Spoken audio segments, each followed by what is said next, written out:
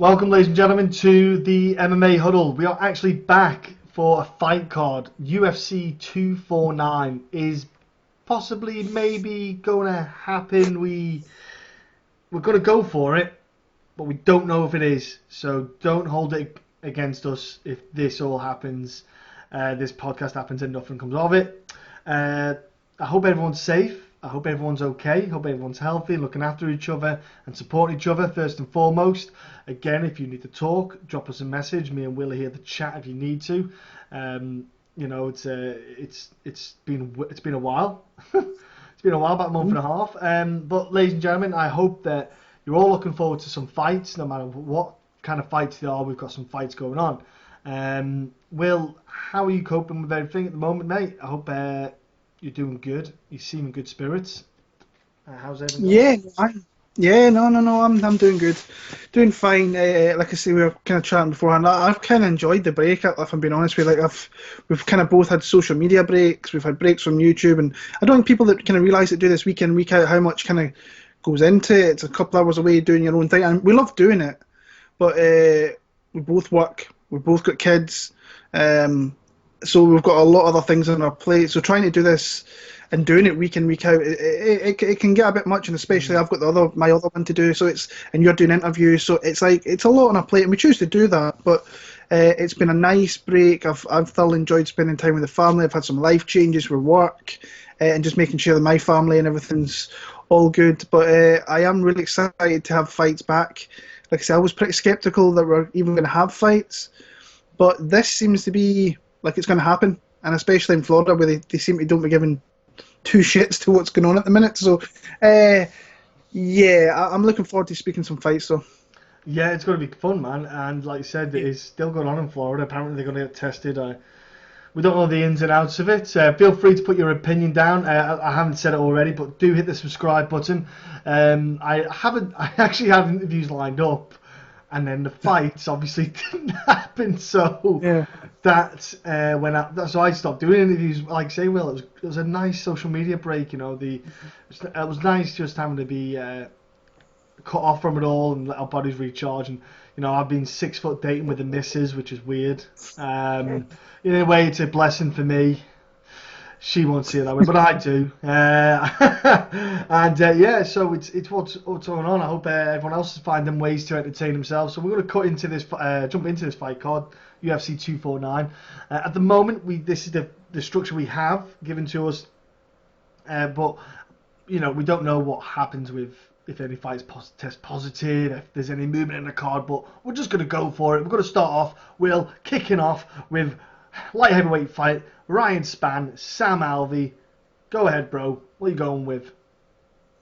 I think I've said before in Sam Alvey fights, I'm not picking Sam Alvey in too many more kind of UFC fights. He's a guy who I think is ascending down. I don't think he's kind of going up. I think his skill set and his game's kind of moving down a little bit. But he is always dangerous. He does have power, and he is a kind of wily veteran who's been around for a very, very, very long time. So you can have to mind your P's and Q's with a guy like him. But Ryan Spann, I think they're trying to build him. He's coming off, I think it's 3 wins he's got in the UFC, and he's shown a kind of varying degree with his kind of skill set. He's got a sub in his record. He's got a knockout in his record. I think he's got a decision in there as well. And I think this is just another good step up. Well, maybe not a step up from Devin Clark, but against Sam Alvey, he's got a little bit of a name kind of recognition to him. But I like what I see from Ryan Spann. Like I say, with all these fights, while we're talking about this here, we don't know the training situation, if there's even been any training, which I think with some gyms there'll probably be set people, but not too many people in the gym. So, especially coming out of Fortis MMA, I love the head coach. He will game plan. I've listened to some interviews with him. He game plans down to a T. He looks at everything. So having a safe side in your corner, I think is an extra little bit of help there. But like I say, Spann's still got to come in here and fight, and I like him to win this fight. So I think he can knock out Sam Alvey. And like I say, Alvey's, I think he's lost 3 in a row. Yeah. 4 in a row. He's probably not going to stick around in the UFC. So I've still got Ryan Spann. I've got him via TKO. I think he cracks him with a shot, and that'll be Sam Alvey's kind of UFC tenure over with. Yeah, Ryan Spann's like a true 205. big lad. He's got big height and reach advantage over Alvey. Big reach advantage. And you've seen the kind of development of Spann. He's quite a patient fighter. You know, he kind of sizes his opponents up, measures them, and then starts to apply his game. And one thing that Alvey is, well, Alvey's quite defensive. He's counter-attacking based. So it'll be quite awkward for Alvey because Spann's just not going to go quite hard with it. He's going to be quite tentative. He knows that Alvey's got that counter right hook. It's kind of this kind of thing that Alvey has. There's no point in going for the takedowns with Alvey because he is actually quite hard to take down, to be honest. That's one thing about Alvey I'll always give him credit for. He's a nightmare to get down. As long as you can just keep him at range, you can start to pick the guy apart. I really do see Spann just really kind of master this kind of fight with distance, straights, 1-2s, front kicks, teeps, etc. Just keep the fight at range, keep Alvey pressed against the cage, and be able to pick him off and just close him off. And there should be a stoppage, Will. I think Ryan should get this stoppage. Like you say, building him up. We don't know the training circumstances for a lot of the fighters. I'm just going off tape. We just have to go for it because, as well, you've got to imagine on social media, they're not going to tell the truth. They're not going to say, I've not been able to spar with anyone, I've just had to train on my own. They're not going to tell you that. I've been shadowboxing in my living room for 6 weeks. They're just going to... so we're just going to have to go with that, really. I'm going to go with Ryan Spann for the stoppage as well, mate. Next up we have interesting fight in the featherweight division. Bryce Mitchell against Charles Rosa. I like the matchup because you've got the young blood against the kind of older blood, because Charles ain't young and he's 33 years old. And one of the big issues I have, the biggest flag I have with Charles Rosa is his infrequency. He averages 1.5 fight a year. You know, that's not a lot. You know, and consistency is key. And if you look at his last fight, he was actually losing the fight against Manny until he got that armbar, and Manny kind of slipped up, and that armbar. Prior to that, on his back, Manny was just literally lighting him up. He was just going to town on him. And you know, Bryce on top of you, he's a beast. Bryce is really good on the ground. He's got really wicked slick submission game. He's dangerous. He's got a nice pop in his left hand as well from that southpaw stance. He's getting a bit more confidence throwing his hands. The Bobby Moffett fight was a great fight for Bryce Mitchell because Bobby Moffett may not be the best fighter, but he's got a good all-round game, great cardio. Bryce needs to obviously improve his cardio, his conditioning side of things. That's something I think that he can obviously work on.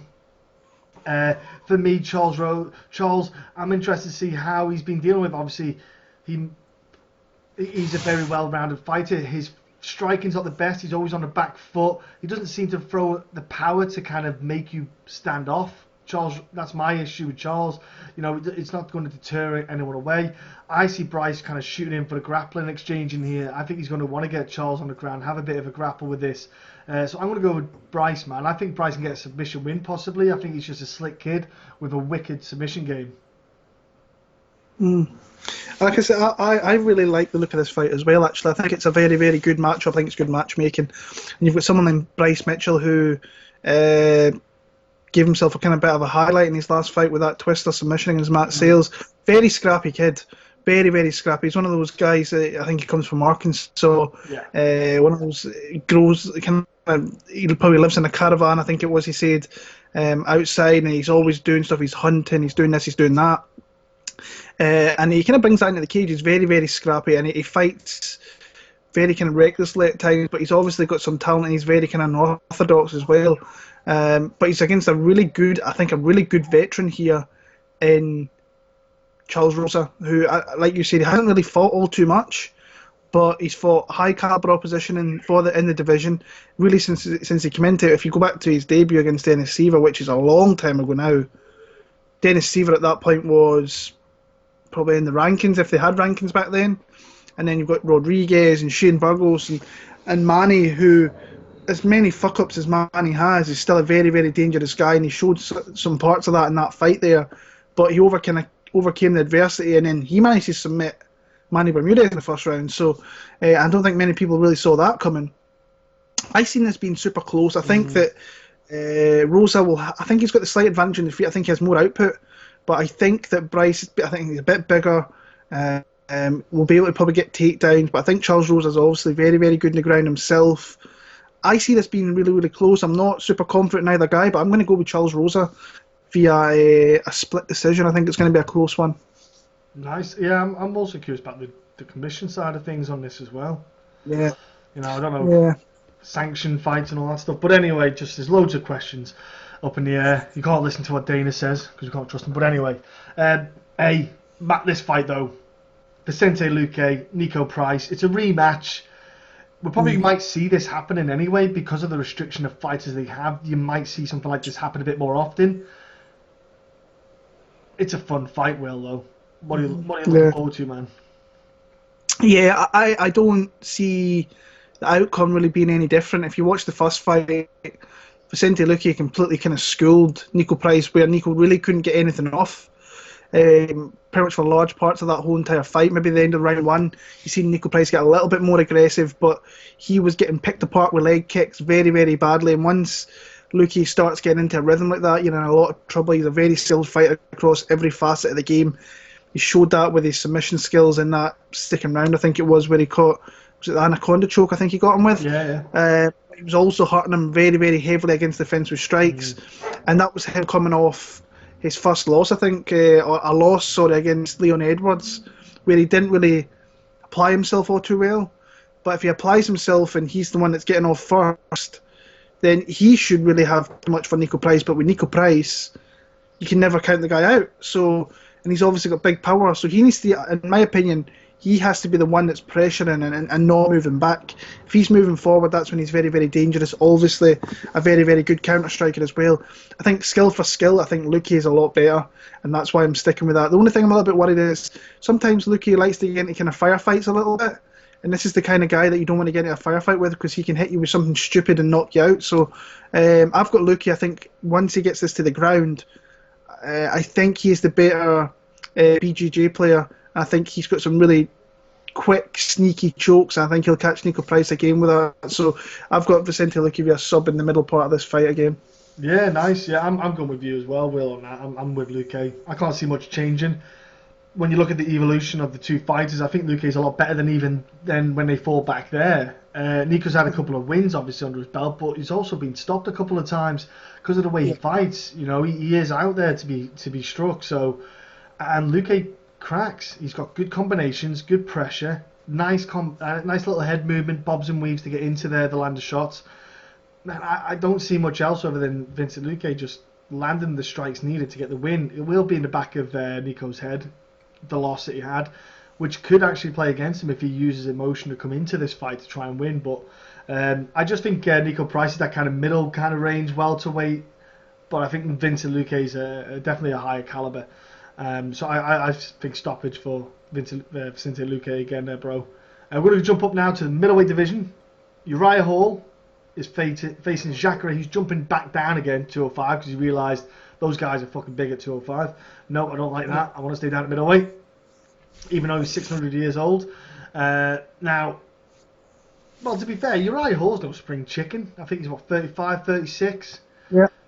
And even Uriah Hall's getting to the stage where his style of fighting doesn't work well for his age. He's an explosive movement guy.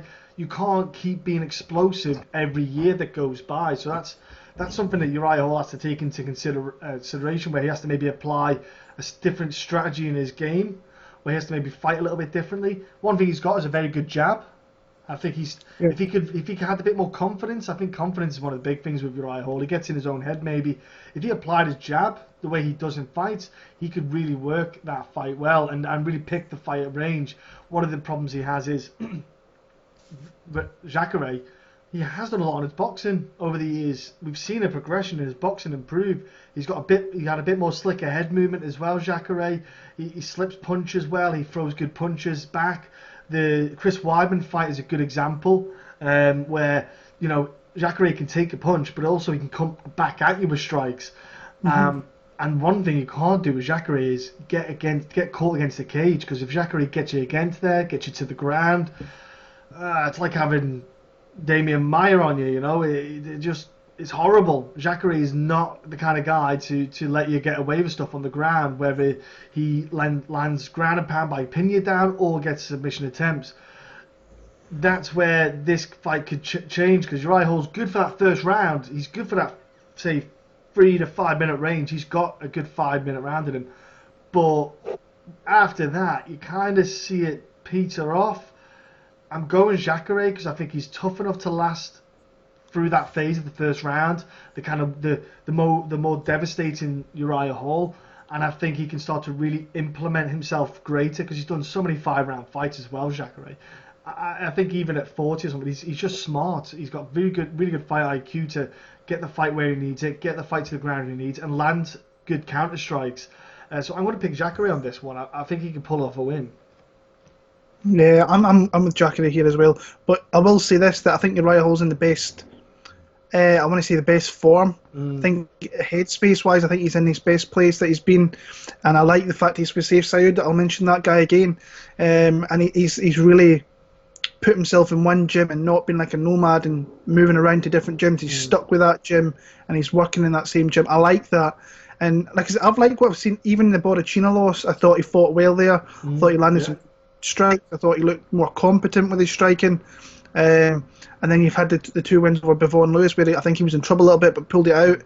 And then that was a big win against Antonio Carlos Jr., who's obviously a big guy for the division, and kind of has a little bit of a similar kind of grappling skill set like Jacare, but not the striking skill. So I think that Jacare can actually contend with Uriah Hall in the feet a little bit. Has to be careful that he doesn't kind of expose himself too much, because in my opinion, Jacare's in that no man's land now where he's not really in any conversation of titles at 185. Tried to make the jump to 205, realised that Jan Blachowicz, he could not implement his game plan to save his life in that fight, couldn't get the fight to the ground, and then he had no output on the feet, and Blachowicz just completely popped him off for the whole entire fight, and now he's shifting between divisions. That's never a good sign, especially at 40 years old. But I think that he's got a glaring advantage here, and it's on the ground. And what I will say for Uriah Hall is that he got taken down, he got his back taken against Carlos Jr. and survived and came through and won the fight. So that's obviously going to be a confidence booster for someone like Uriah Hall, which could make him a very tough fight here. I was listening to Michael Bisping's podcast, which, if you know me, surprised that I'm listening to Michael Bisping podcast, but he just kind of came across YouTube, and there was a story about when Uriah Hall and Michael Bisping did this drills, pretty much. It's where you were on your back and you would try and work your way back to your feet, and Uriah Hall had Michael Bisping on top of him and could not get back to his feet until like the last 30 seconds of the round. And if you do that against Jacare Souza, who's a far more accomplished jiu-jitsu guy than Michael Bisping, there's probably a good chance you're getting submitted. And then Uriah Hall, he did manage to get back to his feet, but then you reset and you go back to the ground again. Well, he got up and he started punching Michael Bisping. So there's a really funny story. And Bisping being Bisping, he was always a great scrambler and getting back to his feet anyway.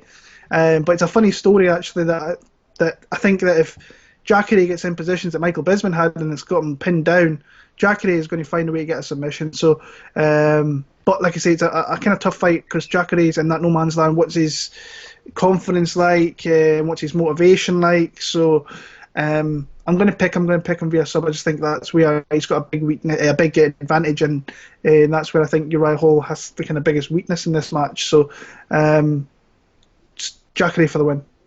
Next up, Mo, Carla Esparza, Michelle Waterson. Kind of interesting matchup for the pair of them, really, at their stage of their career for both. So, what are you looking at for this? Yeah, I always think Carla's in very, very, very close fights. So it's always I actually really enjoy watching Carla Esparza fight. I like her grappling. I do like her wrestling, which is obviously her background. But over the years, she's kind of really, her striking's come on in drips and drabs here and there, where she's got a little bit better. She's had a little bit more output. She's kind of had more faith in her hands and wanted to strike a little bit more instead of getting in there and predominantly wanting to grapple. And she can do that.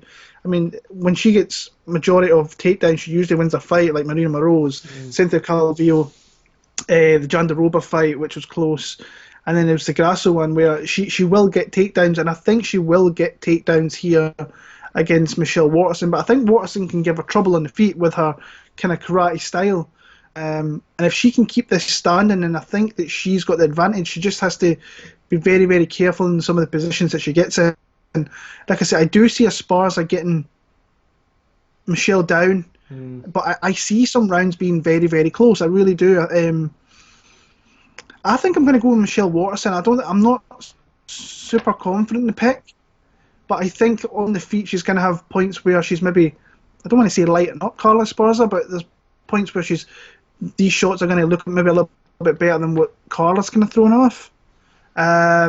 So I'm going to go Michelle Waterson. Very, very close split decision. I'm not super confident in the pick though, but I'll pick the Karate Hottie to win this one. Yeah, I think the most telling fight for me was the Felice Herrig fight for Michelle Waterson, because Felice Herrig's got strong grappling kind of credentials on that side of things. She's good, and she had troubles with Michelle, like closing the distance. You know, she's got lovely kicks, Michelle Waterson, to basically extend herself to open up that reach and distance to keep someone away, and she did really well with that against Felice. She got taken down, but when she was on her back and Felice was in guard, Michelle was just constantly throwing pitter-patter punches and just basically being a nuisance so that Felice couldn't apply her game. So she was really good in that sense, and obviously the dexterity that Michelle has, it makes it actually harder when you're in someone's guard like that. And for me, Carla, you know, she on her striking side of things, she's got punching. Kicking's not going to really work here. She's going to have to try and close that distance with her punches while facing long kicks. It's going to be difficult for her. That's my only problem here for Carla. Whether she tries to time the kicks from Michelle to get the single leg takedowns, maybe, I don't know. I just think it's a tough one for Carla here, because I think Michelle and Carla, size-wise, I thought Felice is bigger than Carla. And I think here, size-wise, Michelle might find a bit of more of a balance with strength when she goes up against Carla or Esparza. I'm going to go with Michelle, because I think she again, she's like Carla as well. She can have some close fights, and I think Michelle can get enough in the first 2 rounds. She'll have enough energy, enough output, enough of the, land enough strikes with the kicking. She'll probably get up against the cage with Carla with the grappling side of things, and she can reverse it around. I think that she'll probably land a bit more to get the score. I think 2-1. I think 3rd round, Carla might get some more grappling aspects, exchanges, and get on top of it. But I'm going to go 2-1 Waterson on this one. That's pretty much like that for me. Next up, we have the granddads of the heavyweight. I think they're both 42. I think they're both 40. Mm-hmm. Now, Oleinik used to be a middleweight. So he's like me, just walking around heavyweight. This is what we're doing. It's what we're doing in the COVID world, but we're walking around heavier. Everything tastes good. But Oleinik versus Werdum, interesting matchup. Everyone's talking about the submission side of things. Everyone's talking about, because Werdum's never been submitted on a MMA perspective. Then again, Oleinik is just got this plethora of submission victories. So you look at it and you think, right, what is going to happen with this? I'm going to go straight out here, straight off the block. I'm picking Werdum. Because one thing that Werdum has that Oleinik doesn't have is striking. And Werdum's got great combinations. And one thing he has got is a good clinch. So when you've got the clinch going on, he's got really good control of the clinch. He can control the arms. He's really good. And he's so aware then, because of obviously his background in jiu-jitsu, he'll be so aware of what Oleinik might be looking to try and do, whether it be pull guards, set up chokes, etc. Werdum's going to be aware of it, but also being able to apply strikes. Oleinik, we've seen his striking. He's a big lad, but he just swings the punches. I think Werdum's got for 3 rounds, it's ideal. He's got the footwork and the striking to be able to put damage onto Oleinik and keep it standing, really. If I was Fabricio, what's the point in going to the ground? Just keep it standing and pick him apart. I'm going Werdum, mate. I think he can get a 3-round win here pretty handedly, really, if he just keeps the distance. If he goes to the ground, I don't see too much fear for me either with Werdum. Yeah, I'm going Werdum as well. I think it's a kind of one of the Oleinik kind of submissions or bust where he catches you in something you don't expect. That's the only way I kind of see that happening. But can you really see that happening against someone like Fabricio Werdum? I would be surprised if that happened in this case here. Oleinik's very, very kind of awkward on the feet. He might kind of catch maybe Werdum at the end of a shot, which is something that Werdum kind of really has to be careful with. But everything really stacks on the side of Werdum here. The only thing you don't like is the 2-year layoff, but then it might be cleared his head up and he's come back and he's looking forward to kind of getting back in the cage. But really, skill for skill, he is a lot better in every kind of facet of the game than what Oleinik is. Just don't get caught in some submission from somewhere in the cage that you can't get out of. But I've got Werdum via TKO. Actually, I think once Oleinik starts to really calm down, slow down, sorry, then I think he's going to pick him off and he's going to knock him out and probably ground and pound, I think. Nice, bro, nice. Next up we have in the welterweight division, fun fight for both dudes, Donald Cerrone, Anthony Pettis. Yeah. Rematch again. Like I say, we're gonna get these things coming, and will you see it going the other way? Pettis came off the better last time. Do you see it change at all this time round?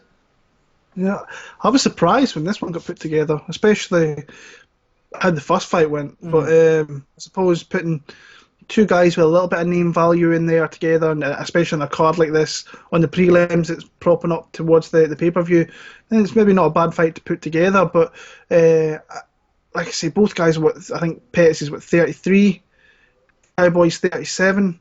So I think when they fought the first time, I thought Pettis was in his prime of his career, his UFC career, without a shadow of an opinion. Yeah, he looked back then like he had an aura about him, and after that fight he went on to win the belt, so he was obviously in the best part of his career there. 2013, which is crazy how long ago that was. I'm surprised, but he completely roasted Donald Cerrone in that fight, and he did it. I know there was only like 2.5 minutes of that fight, but people go on like Anthony Pettis is just a kicker, and that is probably his main weapon. But that doesn't mean that he hasn't got great hands. He does. He just doesn't really have the power to really put you out. But there is on occasions when he can hurt you. He dropped Tony Ferguson. He Superman punched Wonder Boy and knocked him out. But his main attribute is definitely his kicks, and you saw that in the first fight where he completely folded Donald, and Donald really had no clue what was coming. As soon as he got hit with that first body kick, that fight was done, because you knew as soon as he switched back to southpaw, he was going to hit him again, and he did that and got him out in the first. And I mean, I'll say this: Anthony Pettis has got the quit in him a little bit, and I kind of don't like saying that because everybody that knows me knows I'm a fan of Anthony Pettis. But you've seen when he gets into tough spots that sometimes he might look for the cage door and look to get himself out of there. But his strength of schedule is unreal. Really, the fighters that he fights, the fights that he's won. When he wins fights, they're against good fighters. When he loses, they're to great fighters. So Barboza, top 5 guy at lightweight. Alvarez won the belt. Dos Anjos obviously took the belt off him. Max Holloway's one of the best champions UFC's had in recent years, and Poirier got the belt. Tony Ferguson's got the belt.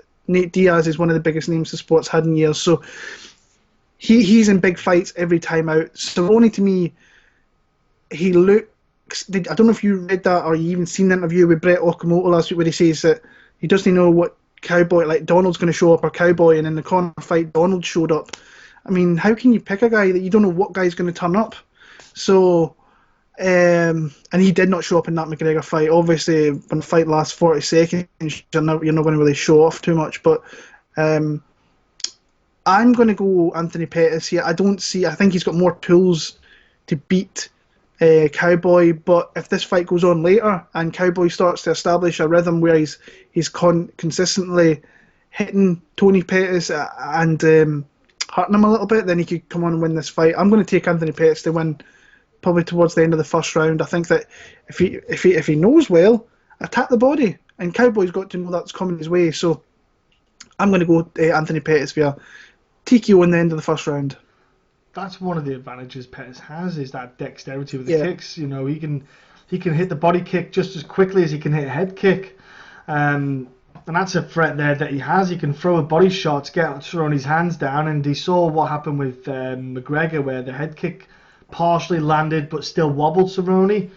That would be in my mind as well. I'd think, well, if I can land a partial head kick and potentially rock you, I'll take that, you know. So with Cerrone, is he going to go the Hernandez way? You know, the way to beat Pettis is very simple: pressure and get him against the cage, get him right back, get on him, don't let him breathe, Keep it short. Don't give him range, and just get him hard. Like hit combinations. Keep a high output. Get him down if you can against the cage and land ground and pound and just really put a pressure on him. And like you said, Pettis will just start to break. He starts to just let his game go. But Cerrone kind of doesn't do that. He just kind of thinks, oh, let's have a fight, and wants to stand toe to toe. And in doing so, he's patient himself. He likes to set up the distance, to set the range. That's perfect for someone like Anthony Pettis. I see this being ideal for Pettis. At 170, Pettis looks a lot better, especially when he's fighting guys, again, who are 155 going to 170. He'll look healthy. He'll have a lot of energy about him. And I think the kicks are going to play a big factor. I think Cerrone is going to be in his head. You know, that body kick, you can't let it go.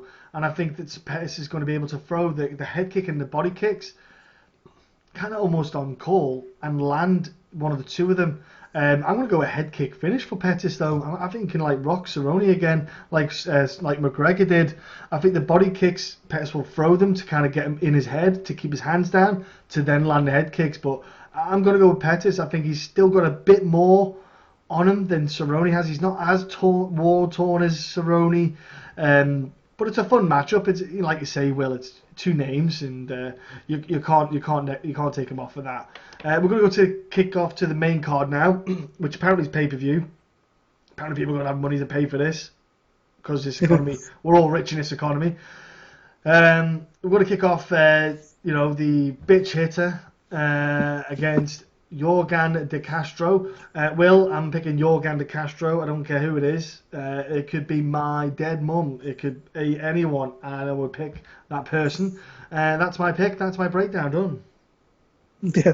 Well, I think if we've had viewers of previous Greg Hardy fights, we knew which way this was going. So, on your side especially, I like it for Greg Hardy. I think that a lot of people seem to be on Yorgan de Castro. The betting line is a little bit wide, in my opinion. I don't think he should be as high an underdog as what he is right now.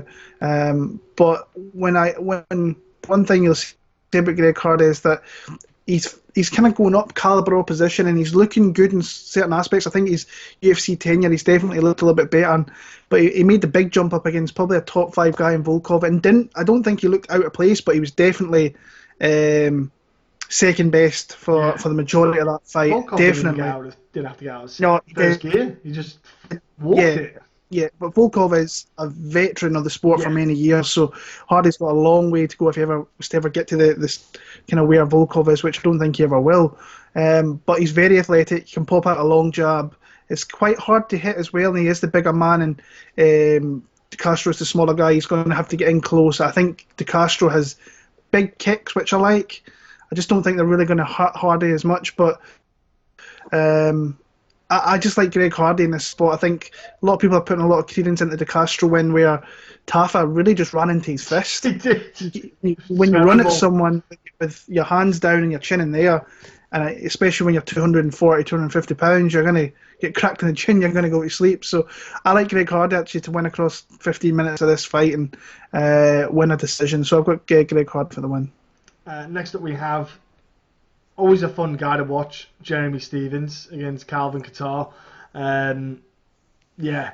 Well, we know this fight's going to be violent because Jeremy Stephens is either the puncher or the punch bag, but he's always in a violent fight. Will, what are you looking forward to in this fight, bro? Yeah, this is a really, people aren't talking about. Obviously, we've got big fights at the top here, but this is a fight which is going really under the radar, and I think it has all the potential to be it could be a lot of fireworks in this fight here. I love both guys. I think both guys are, especially Jeremy Stephens. I've been a big fan of him. He's never been a guy that's been highly really ranked or really kind of looked at as being a kind of championship challenger, but he's dangerous at all times of a fight, and you have to be very careful. And he's a guy that if you don't, he's hard to get out of there, first of all.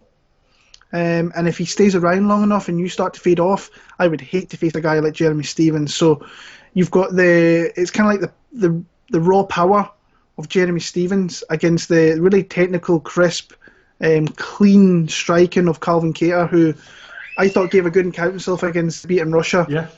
we spoke about this before, I think, where if they had 5 rounds, he probably wins that fight, because he was definitely coming on strong in the third, and with 2 rounds and a beat decreasing in his cardio, then he was probably going to come on strong in that fight. But like I say, when I look at this one here, I think that a lot of people on the Calvin Kattar side, I'm actually on the Jeremy Stephens side. I actually think this is going to be another one of these. I think this one's going to be a relatively close fight. I think that Kattar's going to be. I don't think he's going to be a bit scared of the power, but I think that he might feel it, and he can't be as aggressive as what he kind of usually is, because Stephens does crack, and he's got a really good leg kick game as well, which I think if he can use that here, he's very heavy on the lead leg sometimes, Calvin Kattar, and if he can start to chop that, and when he enters with strikes, Calvin Kattar, he's maybe a little bit open to the uppercut as well. So I just think this one's going to be close, and I think that if Stephens can get a round up early, then he could definitely win this fight. And I'm kind of seeing a very, very close back and forward fight a little bit, where Kattar maybe gets put out of rhythm a little bit by the power that Jeremy Stephens has, and he's just a little bit scared to kind of maybe throw as much output as he usually is. But that's not taken away from what Calvin Kattar is. He's a when he puts his combinations together, he's a very devastating striker himself. I've got a feeling that Jeremy Stephens could pull this one out here, so I'm going to go him to win a very kind of closely contested decision. Yeah, well, Jeremy's training with Dominick as well, so they're prepping together, which I suppose that helps. Having someone that's similar kind of size, training with you to that level. One thing about Jeremy is, though, over the past 10 years or so, he's about a 500 fighter. He doesn't always produce the goods when he should, and it bugs me because I'm a bit of a fan. And it's annoying. I try to put that aside for this fight because I think cardio-wise, he's golden. 3 rounds, laughing. Kattar, 3 rounds, laughing. The pair of them are going to be able to go for 3 rounds.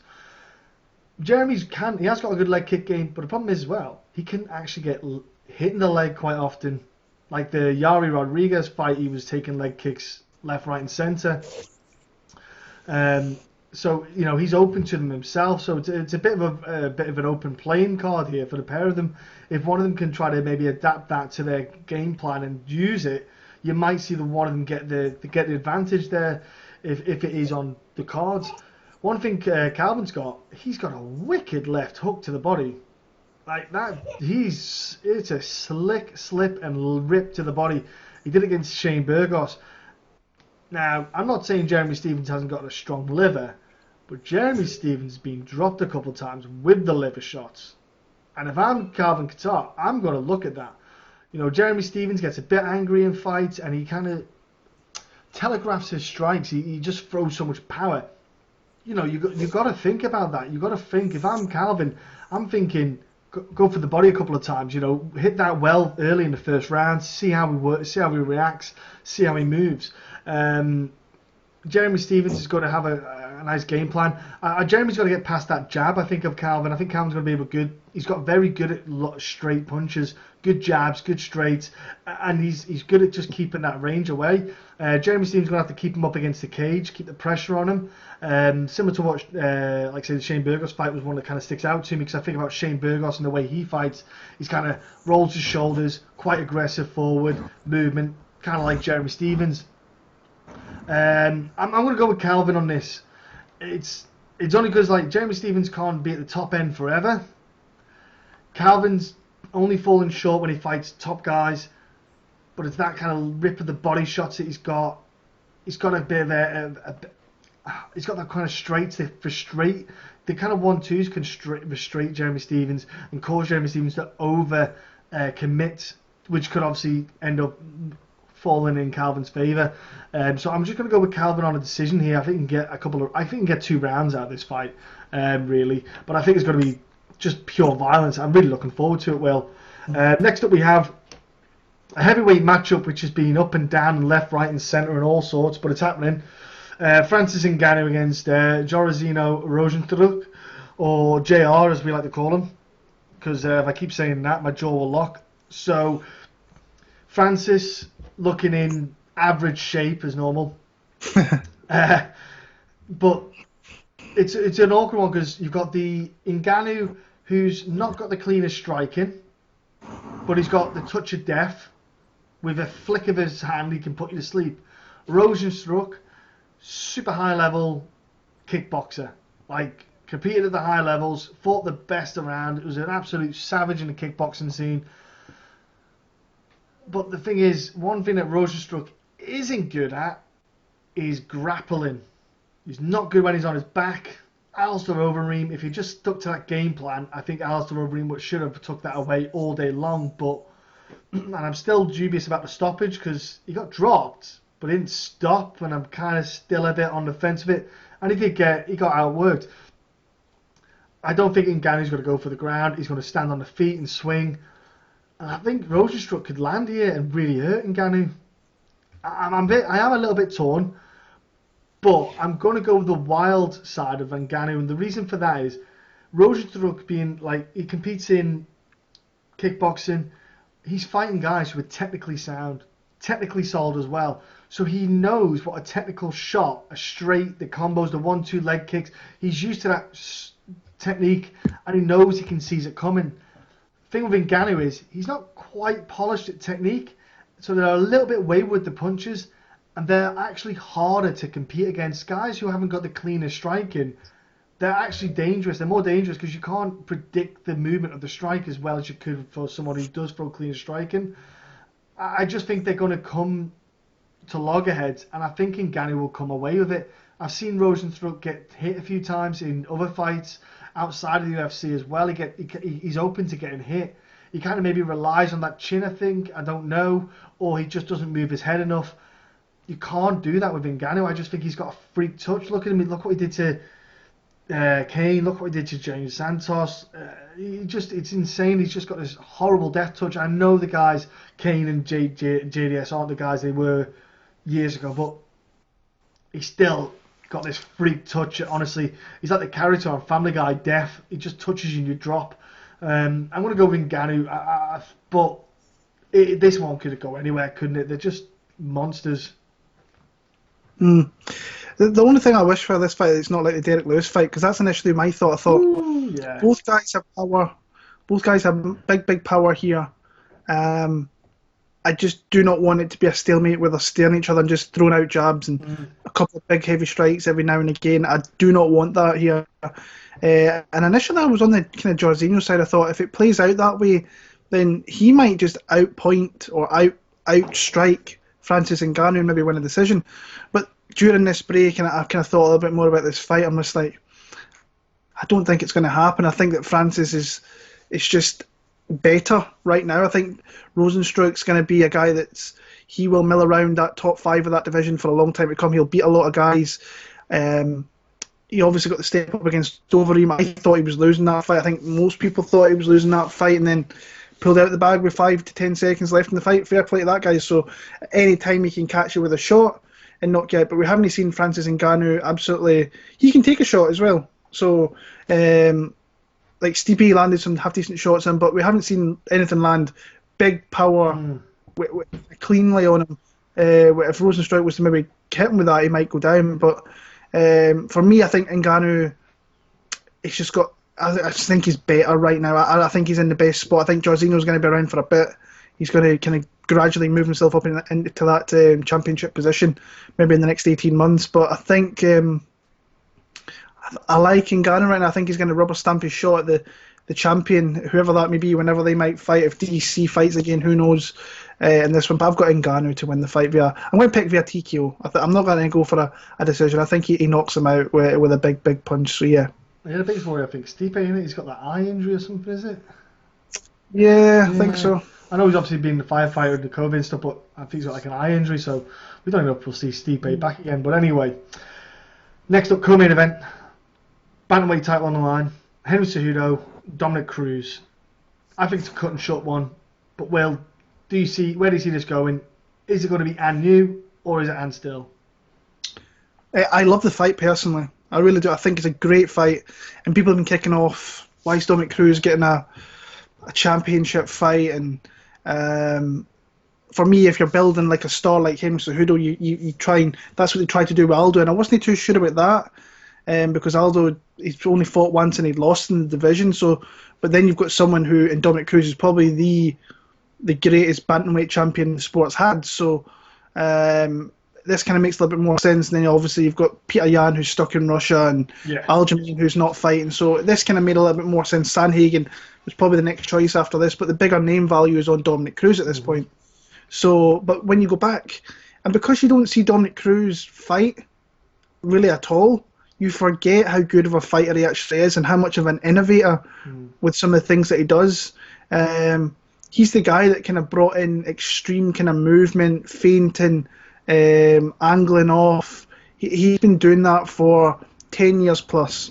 But like I say, he doesn't fight. The guy is so injury prone, it's not even funny. And it's a shame because he has got so much talent and skill. And if he was to stay healthy, who knows what kind of a records he would have in this division. Because, and I mean as well, when he takes these injury breaks, he comes back and like he destroyed Mizugaki. Then he comes back against TJ Dillashaw and beats TJ Dillashaw. I mean, the guy's special. And I've seen some people writing him off saying his time's done, he's 35, he's too old now.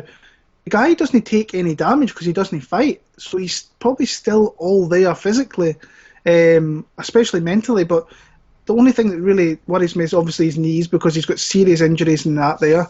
But if he's 100% on, I think he poses a lot of problems for Henry Cejudo. Because, like I say, he's a very good scrambler. He's hard to take down. He's not always there to be hit at. Where Henry Cejudo, he moves straight forward. There's not too much variance with his striking where he'll pivot off and try and cut off the octagon. He goes straight forward.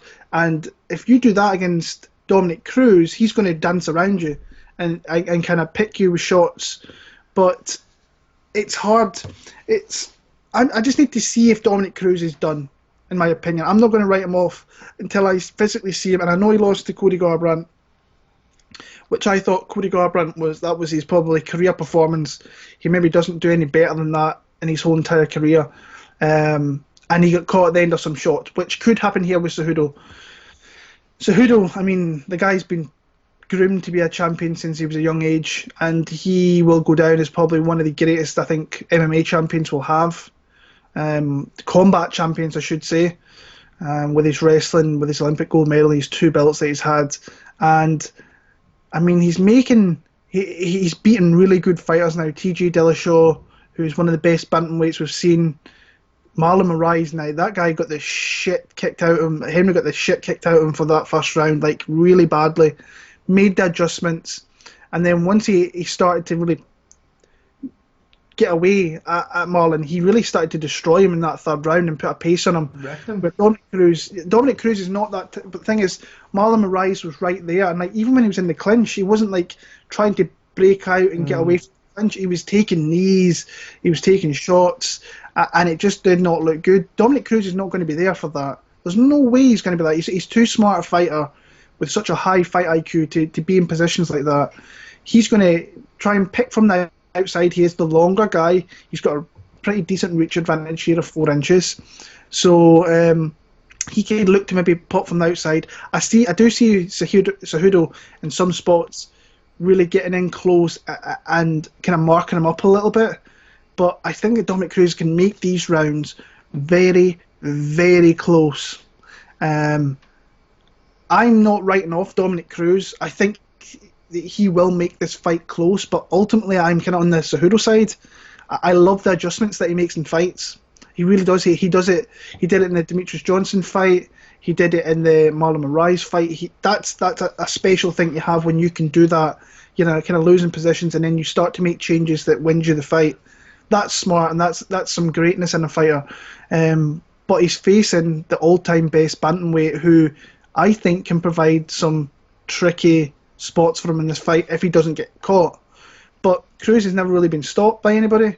He has been put down by Cody, obviously, a couple of times. I think even Uriah Faber put him down. So he's a guy that usually gets dropped, but it's never usually kind of heavy knockdowns. It's at the end of punches. Sometimes it's balance, isn't it? Yeah, balance, because he moves so much, yeah. So I really think Dominick Cruz is live in this fight to make it very close. I just think Cejudo might just do enough to make changes and then kind of and win rounds very, very close. But yeesh, I am not betting Henry Cejudo in the slightest. I would never try and do that.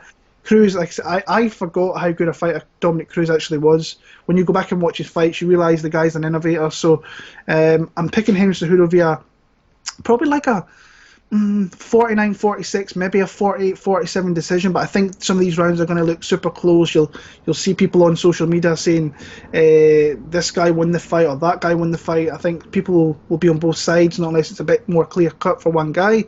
But I am going to pick Triple C to kind of defend his title and beat the best bantamweight of all time. Yeah, like you said, Will, before the start, it is a great kind of thing for Cejudo to face Cruz from a company perspective. If the UFC, you're in with the new, their theory is out with the old with Dominick Cruz. It's especially Dominick Cruz because he's doing the microphone stuff. If you're Dominick and you lose this, just go. There's nothing else to do, is there? Really, what else could he do? Because his body, that is the biggest question. Is we don't know how bad his body is going into this fight. He's always had injuries when he goes in, like the Cody fight as well. He had the problem with his feet, the plantar fascial tissue on his feet, and all sorts. So he is a question mark when he goes into a fight because you don't know what's going on with him. You don't know anything about his health. So it's a bit of a tough one. With Henry Cejudo, we know that he will just go hard for 5 rounds. He's got great condition, and the bantamweight suits him so much better than flyweight as well because he's not killing himself to drop down to that weight. That doesn't sound like a lot, 10 pounds, but it's huge. So he's going to be filling out a lot more as well at bantamweight. He probably won't. You won't see him go back down. I don't think we'll see him back down at flyweight. I think he'll just stick around bantamweight. And if he can get a bit mouthfeel, try to do 145 if he can. But physically, he's going to try and fill himself out at 135, which will suit him to the ground. Yeah, Dominick Cruz has got an art form where he breaks your rhythm by fighting with a broken rhythm. He doesn't fight. He doesn't have tempo. He doesn't have. He just throws fakes and footwork, switches stances constantly. So what he's doing for you with that art is that he's throwing so many questions at you. You don't know what's going to come. You don't know if it's a fake, a feint. You don't know if it's a strike. You don't know if he's southpaw, orthodox. You don't know what he's going to go for. And with that, you're constantly on your toes. You're constantly worried. Cruz, the only biggest issue is he doesn't have that stopping power. He stopped Gaethje, but other than that, he doesn't really stop people. He just outworks them, outclasses them, outthinks them. So Henry Cejudo, if I'm saying Henry Cejudo, I kind of take a bite of my gum shield. I think he's not going to probably knock me out with this. The highly likelihood of me getting knocked out is so small. I could probably take a punch to get in there to get a punch or two off myself, or at least try and get the grappling exchange. Henry Cejudo's going to try and get Dominick Cruz in a big cage up against in a big, like, they're not going to be in a smaller cage. They're going to be in the big side. There was it 25, 30 feet where the hell it is. He's going to try and get him against the cage, close the distance to get the grappling exchange. It's going to be hard for Henry. It really is going to be hard. I think if I'm I'd like to see leg kicks implemented on Dominick Cruz. Start landing leg kicks on him to try and slow him down, slow that pace down, and then it can start to open up the opportunities for takedowns. I'm still going to go in favour of Henry Cejudo because I think, like you say, well, not just him. I don't think it's him that makes the adjustments per se. It's his corner. He's got a very smart corner that can just give him a couple of instructions that flip games round. He's got. And I think the good thing about that Marlon fight was he showed a great tenacity and determination, because when you watch the first round, you think, well, this is going to be a foregone conclusion. And the fact that he flipped that round and beat the snot out of Marlon, I was impressed. I was impressed. And I think he's just going to, over 5 rounds, I think Dominick Cruz, maybe 35, you think, oh, he's going to be young, he's going to be spring stepper at 35, bantamweight, because, favours 40 and doing well. Maybe it might catch up on him. Maybe Henry Cejudo might have the skill set to stop him with like the kind of grappling aspect and get on top of him, the ground and pound. But I'm going to go Henry Cejudo. I just think he's at such a high level of grappling. I know that Dominick Cruz got great scrambling, but when you're facing a high level wrestler as Henry Cejudo is, Dominick's going to have a tough time getting away every time with the scramble. So I do see success for Henry at parts of that fight with the grappling aspect. So I'm going to go with Henry. I think he could probably just get away with it because I think Dominick just won't land enough in the fight to really cause the judges to give him the win. Next up, we have the main event, interim title.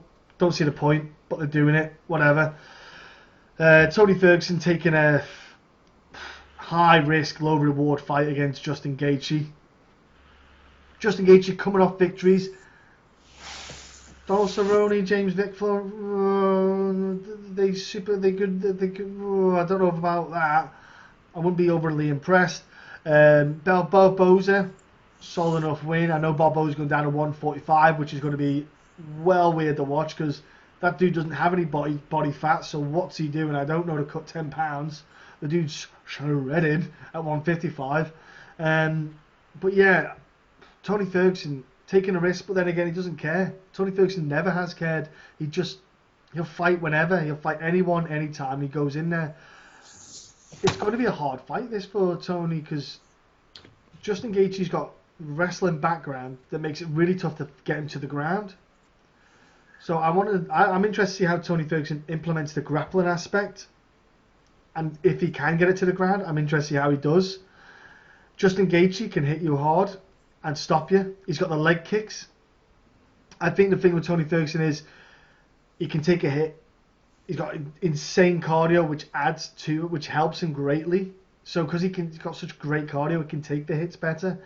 I think his footwork, because he does like to switch stances and move around a lot. I think that will make it a little bit tougher for Gaethje to get the leg kicks off, as opposed to, say, Dustin Poirier or Eddie Alvarez, who were more static, so to speak. They were more kind of lateral. They were right there for the kicks. I think Tony Ferguson might be a bit harder to land those leg kicks, so then you're starting to rely a little bit on the boxing side with Gaethje. Tony Ferguson's just so difficult, though. The face, similar to Dominick Cruz, he's so unpredictable. You don't know if he's throwing punches, elbows. You don't know if he's rolling in for a knee bar. That unpredictability is really difficult to fight. So Gaethje himself has got to be really switched on for this. And if I'm Gaethje, I'm patient. I won't push the fight. I won't pressure the fight. Tony Ferguson's going to come to you no matter what. That's when you should really look for the counter strike and really land the big heavy shots on Tony Ferguson and put him down. Tony Ferguson's been dropped a few times in his career. I wouldn't even like to guess how many times. I've got a sinking feeling that Gaethje's going to win. But I'm going to pick Tony Ferguson because I love Tony Ferguson. And it's a little bit of a biased pick, so fuck him. But I think Gaethje could win. Absolutely could win this fight because he's got that power in his hands that could really knock Tony Ferguson left, right, and up, down, ABC start. So it could really cause problems for him. And Ferguson, can he get the fight to the ground? But he doesn't necessarily have to get the fight to the ground. Ferguson in the clinch game can wrap you up because he's got such long arms. He's great at wrapping up, kind of chokes from the grappling aspect on the feet that can really put threat on Justin. I'm going to go with Ferguson because I think the kind of relentless kind of output that he has for 5 rounds, I think it will tire Gaethje. You know, I've seen Gaethje, you know, he does slow down a little bit. He does get a bit more tired. Ferguson, I don't know if he does get tired. I don't know if he has that word in him. I don't know if his body does that. I've not seen it. I don't know. I don't know if anyone's ever seen it before. Yeah, he takes the hamster off the wheel and jumps on for it. Do you know what I mean? He's just a machine. So I'm going to go with Ferguson. I think he can just put a relentless pace for 5 rounds onto Gaethje where it just gradually just beats on Gaethje for 5 rounds. And you look at the face of the guys that Ferguson faces, you know, at the end of the fights, their faces are a mess. I think you might see the same with Gaethje. I think he might be bloodied up. Ferguson just has to be cautious about that power that Gaethje has. So I'm going to pick Ferguson. I think he should keep the title. Yeah, it's a great fight. It really is. It's 2 guys who big pressure fighters, but kind of in different ways. Because Gaethje's the kind of guy that he pressures you by throwing a lot of strikes, cutting off the cage, where Ferguson's just kind of a ball of energy. He will kind of take you out in any area. Though I see Gaethje being in this fight in the first maybe 5 to 7 minutes. If he doesn't knock out Tony Ferguson, which you mentioned, because I think Tony Ferguson, the thing that is his worst attribute is his striking defense. Outside of that, I think everything of his game is spectacular. And you just have to look at his opponent's faces during fights to see how much damage this guy actually hits hard. Yeah, he hits hard. He's long. He's not really hard to hit, but because you don't know where he's moving and what he's doing, that he's hard to really kind of lock down and be confident that he's going to be there when you're throwing that strike. But if you anticipate shots better, you can put him down. But he's not really had any of these kind of big concussive knockdowns where he looks like he's in big trouble, because he seems to roll out or he does something, or he definitely gets dropped, he definitely gets hit, but nothing that really settles him down like where he's in serious trouble. Gaethje's got big power, so he could be the guy that maybe once he lands clean, he might be the guy to put Ferguson down, and he's got massive leg kicks, so that's something he might want to do here. But I think once he gets into the range of Tony Ferguson, which I think he's going to have to do because he's at a length disadvantage, then he's going to start dealing with elbows. And I don't think there's a guy maybe in the UFC that has more dangerous elbows nowadays than Tony Ferguson, because everything that he seems to throw with those elbows seems to cut you up and seems to really absolutely rip you to bits. So I think he'll find advantage with his jab. I find a big advantage in the fight, a lot of success with his jab. I think he'll catch Gaethje, and I think once Gaethje starts to break down little bit by little bit, I think Ferguson will ultimately start to pick him apart. And we've seen that with Gaethje before. Alvarez did it, Poirier did it, both guys taking a lot of damage in those fights, but ultimately he wilts, and he'll go out in his shield. And I think against someone like Tony, who even on the ground with his jiu-jitsu is very dangerous and he's very unpredictable, I just think that he's got too many tools here. But he has to get through that first round where Gaethje's going to come at him and look to knock him out. Gaethje's come out and said, look, I've got to knock him out early, so he knows what's going to happen. I just think Tony Ferguson, once he gets into the middle part of this fight, is going to absolutely start destroying Justin Gaethje, and he'll stop him. So I've got Tony Ferguson knockout, probably round 3, maybe round 4 in this fight here, and then who knows where we go for here with Tony Ferguson, because we've tried putting that Habib fight together so many times, but it lines that fight up once again if he wins this one here. Yeah, he's got Ramadan and all sorts, so they wouldn't be potentially do it till September time or October. So it might work out well for the UFC, because you could actually host the event in potentially Russia if traveling's allowed and stuff. So who knows? It might work out well. But that's our picks for UFC 249. We're going to go on to the betting side with Will. He's going to give some tips and hints. But before we do that, hit the subscribe button, give us a follow. Let us know who you're picking on the fight card, and also, of course, let us know if you've got any bets going on, and join in. Just let's talk fights, people. So, Will, what are you looking for? Any betting lines that may be tempting you at the moment? Well, the thing is with this card, you have to be really careful. Now, I've not had a bet since middle of March. Maybe, in fact, it'd be Cage Warriors the week after, but the last UFC was like the 14th of March. So I've got money in pocket, kind of burning a hole there. So. But you have to kind of really be careful, because with everything that's been going on, we don't know what guys have been in the gym and what guys haven't. The thing is with Tony Ferguson, is the fact that he's got his own gym and he does his own thing. So, and same with maybe someone like Cerrone. So that maybe helps out guys like that. But so you don't know what's going on. So that makes it you kind of have to go on what you see and what's kind of being said. But some of the bets, some of the lines that I like. I kind of like Jacare Souza, and he's like minus 120 over here in the UK at the minute, minus 130 over there in America. I quite like that. I think for a guy who is a perennial contender at middleweight against a guy who's never really been a top 10 guy, I think but like I say, both guys are. Hall seems to be ascending, Souza seems to be descending, so it's a hard one there. But I quite like that line for Jacare Souza. The other line that I quite like is, like I said, I'm picking Jeremy Stephens, and he's a plus 200 underdog. So maybe taking a small shot on someone like him, who I think is going to be in a close fight, might be a play I'm looking at. I like Tony Ferguson. I think I might put him in a parlay with Francis Ngannou. And I think that'll work out around about plus money, plus 110. So that's kind of what I like there. The other one that I quite like actually is Greg Hardy via decision. He's plus 260. I think the Castro might just do enough to kind of stick around in this fight and not get hit with any big shots. And if he doesn't get taken out early, I think that he can stick around in this fight and it goes to decision. So Greg Hardy via decision is another one I'm looking at. But outside of that, there's not a hell of a lot I like. I don't want any part of the co-main event with Cruz and Cejudo. I don't want anything of Pettis, Cerrone, especially where both those guys are at the minute. Maybe just an idea, Will, then co-main event, what about plus 2.5 rounds, decision, something like that, maybe? Yeah, I think it goes to decision. Picks-wise? I don't know what the odds are for Hmm.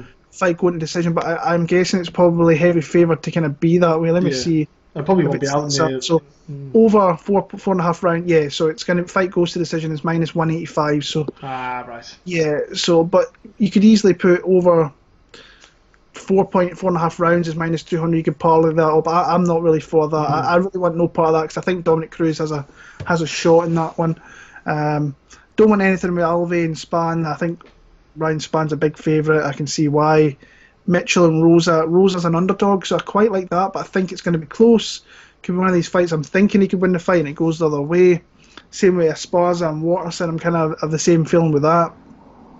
And outside of, like what I was saying, with Jeremy Stevens, Ferguson, Ngannou, Parley, and Jacare, that's kind of where I'm kind of looking round about right now. Nice And one. Hardy via decision Oh, is hard what decision, yeah. as well. So that's another one. Nice. Well, like I said, people, give us your picks, give us your bets. Thank you all for tuning in. We'll be back sometime. Apparently there's another card going on. We'll try to figure something out. Who knows? Speak soon, folks. There we go.